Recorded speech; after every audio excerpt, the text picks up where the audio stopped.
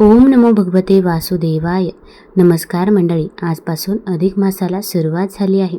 अधिक मासाला अनन्यसाधारण महत्त्व आहे आणि अधिक मासामध्ये श्री अधिक मास महात्म्य हे पठण केले जाते किंवा श्रवण केले जाते. तर मी आज तुम्हाला अधिक मास महात्म्यामधील पहिला अध्याय आपण पठण करणार आहोत. हा अध्याय पठण किंवा श्रवण केल्यामुळे आपल्या आयुष्यातील दुःख, दारिद्र्य, गरिबी, अडचणी, अडथळे, संकटे दूर होत असतात. त्याच्यासोबत आपल्या घरामध्ये सुख, शांती आणि समृद्धी येते आणि भगवान विष्णू आणि माता लक्ष्मीचा आपल्याला आशीर्वाद देखील प्राप्त होत असतो. त्यामुळे व्हिडिओ स्किप न करता शेवटपर्यंत जरूर बघा. चॅनलमध्ये नवीन असाल तर चॅनल लाईक करा आणि सबस्क्राईब देखील करा. तसेच कमेंटमध्ये ओम नमो भगवते वासुदेवाय किंवा ओम महालक्ष्मी नमः लिहायला विसरू नका, जेणेकरून आपल्याला देखील भगवान विष्णू आणि माता लक्ष्मीचा आशीर्वाद नक्कीच प्राप्त होईल. श्री अधिक मास महात्म्य अध्याय पहिला. श्री गणेशाय नमः. नमो गणेशा मंगलमूर्ती वक्रतुंड तू महागणपती. वंदन करून तव चरणाप्रती वरप्रसाद मागत असे. तू होऊनी कृपावंत ठेव शिरी वरदहस्त. सहाय्य करुणी मजप्रत कार्य न्यावे पूर्णत्व. तुझे करता प्रथम पूजन कार्य होत असे ते निर्विघ्न. ही माझी या मनीची खून म्हणून चरण धरीत असे. माय सरस्वती श्री शारदे, तुझी कृपा मला लाभू दे. ग्रंथरचना सुगम होऊ दे तुझ्या कृपा प्रसादे. तू उभी पाठीस ब्रह्मनंदिनी, विना पुस्तक हंसवाहिनी. शब्दकलेची जी स्वामिनी, ती शारदा नमितो मी. माते मी तर अज्ञ बाळ, तू माता अति कनुवाळ. पूर्वी मनीची माझ्या आळ, या कवित्व रचनेची. दे उघडूनी शब्द भंडार, कल्पना फुलोरा फुलो सुंदर. शब्द फुलांची माळ सुंदर, गुंफून तयार होऊ दे. पुष्पमाला घालून श्रीकृष्णास, त्याचा आशिष या कार्यास. प्रार्थीन त्या पुरुषोत्तमास, अधिक महात्म्य लेखना. गुरुपदा त्या एक प्रार्थना. सहाय्य व्हावे या ग्रंथलेखना. तुम्हीच देऊनी अंतप्रेरणा. न्यावा ग्रंथ पूर्णत्वा. तुम्ही होऊनी मायतात, पूर्वा माझ्या मनीचा हित. कृपादान भिक्षा झोळीत, घालावी या भक्ताच्या. माय बाप संत जन, कवी लेखक आणि विद्वान, त्या सर्वांस करुणी नमन आशीर्वाद मागत असे. आता नमितो वाचक श्रोता, जो जिज्ञासो आर्त मोठा. सन्मुख बैसला श्रवणा करता या अधिक महात्म्याच्या. तयांना माझी एक विनवणी, मी नसे विद्वान कोणी. मी भाबडा भक्त अडाणी आहे त्या श्रीहरीचा. त्याने प्रेरणा असे दिली म्हणून लेखनी उचलली. तोच वदवेल कथा आगळी अधिक मास महतीची. ब्रहण नारदीय पुराणामधले अधिक मासाचे महात्म्य चांगले. निवेदनास ते आहे घेतले येथे तुम्हा कारणे. मूळ संस्कृत श्लोक रचना, ती कळावी सहज गुणा. म्हणून प्राकृत होई रचना, केली सुगम ती सोपी. असो आता प्रारंभ करूया, कथा भागाकडे वळूया. कोठे कथा घडली पाहूया, कोणे काळी ती कशी. नैमिष नावाच्या अरण्यात जमले असता साधू संत. धर्माचे होते चिंतन करीत, लोकोपकारा कारणे. यज्ञ सत्र तेथे चालेला, म्हणून साधू संत गोळा. ऋषी मुनी आले एका स्थानाला, करण्या धर्म विचार. कुणी ऋषी कुणी मुनी, कोणी योगी कुणी ज्ञानी. शशी समते शीतल कुणी, कुणी प्रतिभास्कर, कुणी शांत कुणी कोपिष्ट. कुणी ब्रह्म ज्ञानात श्रेष्ठ, कुणी विद्या पारंगत. शास्त्र पंडित ते कोणी, आले असित पैल देवल. सुमंतू सुमती आणि कपिल, पिप्पलायन अन मुद्गल. कश्यप आणि जाबाले, ऋभुरैभ तो भृगु. आपस्तंभ तैसाचे शरभंगू, मांडव्य अगस्तीही वितरागू. आला वामदेव ही, अंगिरा सुती क्षण मुनिवर. कात्यायन निरथी तर, आले ते गौतम बहुधीर. या सत्संगा कारणे कौशिक ऋतू घालव. अत्री बभ्रू मौन भार्गव, त्रितशक्ती महाग्रीव. भूत आणि बोधायन पृथु संकृती कनाद. वसुकौंडिन्य हारित महातपस्वी तो शतानंद. शंकुशनी शौनकही, सर्व गर्ग जमदग्निपंक. भारद्वाज आणिक विभांडक, सोबत धूमप उद्दालक. विशालान कर्कश, विष्णुरुद्ध जय जय जय. जंगम पारणी पराशर, जैमिनी महोदर पुर. महाकाय ऋषीवर, महाबाहू आणिक महाबल. शांडिल्य करुण जैसा काल, महासेन आर्तपिंगल. ऊर्ध्वबाहू थोर तो, ऐसे अनेक ऋषीवर थोर.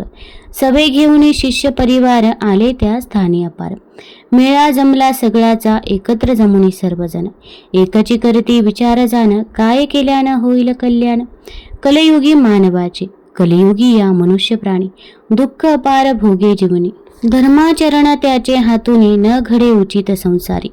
पुण्यकर्मांना हातून घडती, पापाची वाढत से गंती.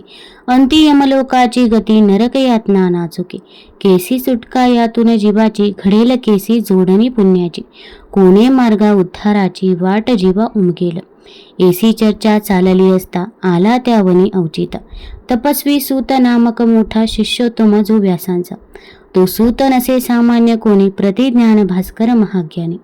विद्वान पंडित मधुरवाणी, गोड त्याची प्रासादिक. शंखचक्र मुद्रांकित, प्रसन्न वदनी त्या शोभत. मस्तकी जटांचा मुकुट, शोभायमान दिसत असे. तुळसी माळा त्याची गळा, वाचेसी कृष्ण नामाचा लळा. कृष्ण भजनी नित्य रमला, ऐसा हरिभक्त तो. जाणे सकल शास्त्रांचे सार, कर्म करे तो परोपकार. तयापाशी ज्ञान भांडार, हे जाणती ऋषीजन. तरी प्रशंसून तया प्रत, काय बोलते झाले समस्त. तू ज्ञाता सकल शास्त्र पंडित, व्यासानुग्रहित शिष्य रे.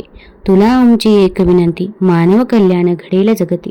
एसी साधना ती गोमटी, कोणती असे ती सांग. ते ऐकून त्यांचे वचन, संतुष्टले सुताचे मन. तो म्हणे, तुम्ही उचित प्रश्न केलात लोकहितार्थे.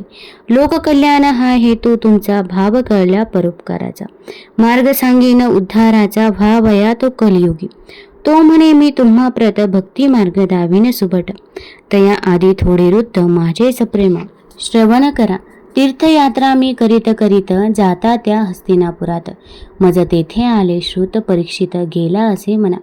तोच 16 वर्षांचा कुमार, महातेजस्वी अति सुंदर. पातला भाग्ये शुककुमार, ब्रह्मवेत्ता तेजस्वी. महाज्ञानाचे जो निधान, मुक्तीचे श्रेष्ठ ते अधिष्ठान. नित्य श्रीकृष्ण नामस्मरण, चाले ज्याचे अंतरी. चंद्र जैसा त्या तारांगणात, बेसे का जैसे तारकांच्या समवेत. तैसा त्या ऋषी समुदयात, शोभे शुकदेवतो. येथे बृहण नारदीय पुराणाचा पहिला अध्याय त्या महात्म्याचा, प्राकृत विबद्ध रचनेचा झाला असे संपूर्ण. जनता जनार्दनाच्या चरणास, अरुण विनवणी करी खास. पहिला अध्याय हरिचरणास, प्रेमभावे समर्पितो. आता आपण या अध्यायाचा मराठी भावार्थ बघूया. तत्पूर्वी एक विनंती आहे, चॅनलमध्ये नवीन असाल तर चॅनल लाईक करा आणि सबस्क्राईब देखील करा. तसेच कमेंटमध्ये ओम नमो भगवते वासुदेवाय जरूर लिहा. श्री अधिक मास महात्म्य अध्याय पहिला.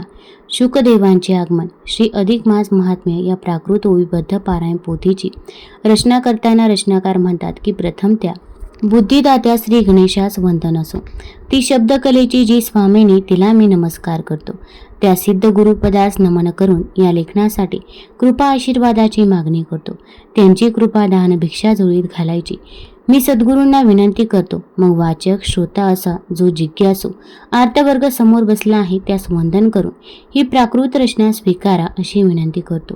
पुढे ते सांगतात की या पोथी रचनेसाठी बृहण नारदीय पुराणातील अधिक मास महात्म्याचा आधार घेतला आहे. ती सर्व रचना ही मूळ संस्कृत भाषेत असल्याने सर्वसामान्य लोकांना ते अधिक मासाचे जीवोद्धारक महात्म्य सहज समजावे म्हणून मी ते मराठीत ओविबद्ध करून तुमच्या हाती दिले आहे.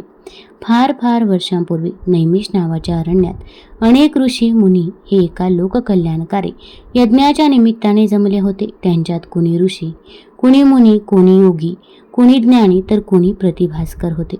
ते एकत्र जमून या कलियुगात मानवाचे कोणत्या उपायाने कल्याण होईल याचा विचार करत होते. त्यांची ती तशी चर्चा चालली असताना अचानक तेथे व्यासांचे शिष्य सुतजी यांचे आगमन झाले. सर्वांनी त्यांचे भक्तिभावाने पूजन केले आणि त्यांना तोच प्रश्न विचारला. ती लोककल्याणाची जीवोद्धाराची आर्त इच्छा पाहून त्यांना मोठा संतोष झाला. ते म्हणाले की सुजन हो, तुमच्या प्रश्नाचे उत्तर मी तुम्हास अवश्य देतो. त्याआधी मी थोडे काय सांगतो ते ऐका. मी माझा प्रवास करत करत जेव्हा हस्तिनापुरास गेलो तेव्हा राजा परीक्षित हा आपले उरलेले 7 दिवसांचे आयुष्य सार्थकी लावण्यासाठी वनात गेल्याचे समजले.